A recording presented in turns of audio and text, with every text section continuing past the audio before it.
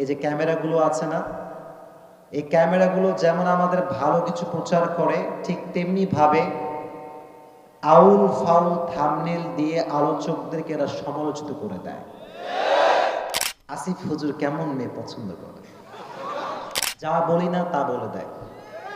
আমি বলি নাই, হুদায় একখান লিখে দিছে। এটা কোনো কথা? তোমাদের মাঝে ওবায়দুল্লাহ হারুন কে আছে মিডিয়ার মাঝে? আসছে ও কে? ওবায়দুল্লাহ হারুন কে এখানে মিডিয়াতে আছে? ও এখানে আছে, আমি জানি। তোমাকে আমি কিছু বলবো না, শোনো। কিছু কিছু ছেলে ফেলে বুঝছে না, আমি চান্স দিই যে আসো ভাইয়ারা, মিডিয়া আছে বলেই তো যুবকদের ঢল আজকে নেমেছে, ঠিক কিনা? কি কি যে ভাই থাম্বনেল দেয়, মানে মাথাটা ঘুরে যায়। আমি বলি নাই, ও এখানেও আছে, আমি জানি। ও লেখছে কি জানেন ইউটিউবে, আসিফ হুজুর কেমন মেয়ে পছন্দ করে। আচ্ছা যুবক, তোমরাই বলো, আমার যে পার্সোনালিটি, আমার যে ব্যক্তিত্ব, তোমার কি কখনো মনে হয় যে আমি মাহফিলে বলবো যে আমি কেমন মেয়ে পছন্দ করি? এক নম্বর গেল। আর একজনকে দেখলাম লিখেছে ইউটিউবে যে কি বলবো, লজ্জা লাগতেছে বলতে, লিখেছে যেই ওয়াজ শুনে মেয়ে এখানে এসে বিয়ের প্রস্তাব দিয়ে দিল। What is this? মানে একটা তো কোয়ালিটি আছে, মানে থাম্বনেল যে তুমি দিবা, আনসান দিলে হয়ে গেল। এই সমস্ত থাম্বনেলের কারণে আজকে হুজুররা বাংলাদেশের সমালোচিত হয়ে বাংলাদেশ ছাড়তে বাধ্য হচ্ছে। আমার কথার মিনগুলো ভালো করে বুঝবেন। আমরা বলি একটা, মিডিয়া প্রচার করে আর একটা। আর একজনকে দেখলাম সেই দিন আরো মারাত্মক থাম্বনেল মারছে, মানে কিছু কিছু থাম্বনেল বলতে পারতেছি না আর কি। আর দেখি মাঝে মাঝে ইউটিউবাররা আমাদের লাইফ স্টাইল বের করে, মানে আমার যে জীবন এটা আমি নিজেই জানি না। লিখে দেয় আবরার হুজুরের ইনকাম কত জেনে নেন। তাই ভাবে কি রে, আমার ইনকাম কত আমি তো জানি না, তো দেখি তো কেমন। তো লেখা আছে যে ইনকাম কত জানেন, তো ধুমাইয়া বলতেছে 3 লাখ 4 লাখ, কেউ 10 লাখ, যার যেমন চায় তাই বলতেছে। আমি নিজেই জানি না আমার লাইফ যে এটা আমি নিজেই জানি না। তো মাঝে মাঝে নিজের সম্পর্কে আমরা এমন কিছু শুনতে পাই যেটা আমরা নিজেরাই জানি না, ঠিক কিনা বলেন?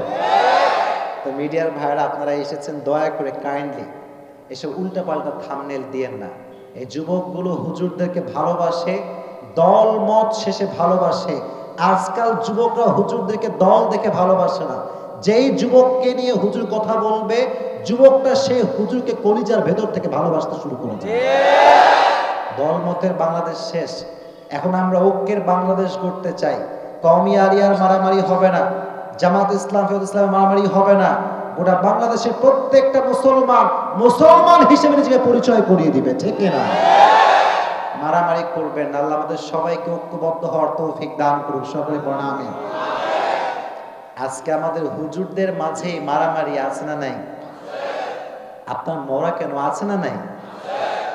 যদি আপনারা আমাকে সহযোগিতা করেন কিছু কথা বলা যায়, না হলে বলা যায় না।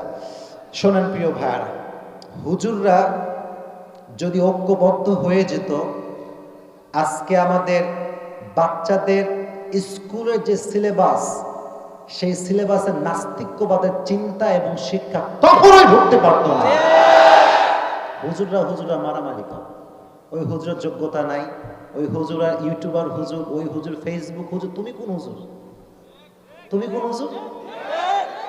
শোনেন ভাই, আমরা ফেসবুক, আমি আমার কথা বলছি, আমার হয়তো ফেসবুকে মিলিয়ন মিলিয়ন ফলোয়ার্স আছে, আমার কথা আমি আপনাকে বলছি, আমি অহংকার নয়, রবকে সাক্ষী রেখে বলছি, আমরা কখনো এইসব জনপ্রিয়তার পিছনে ছুটে বেড়াই না।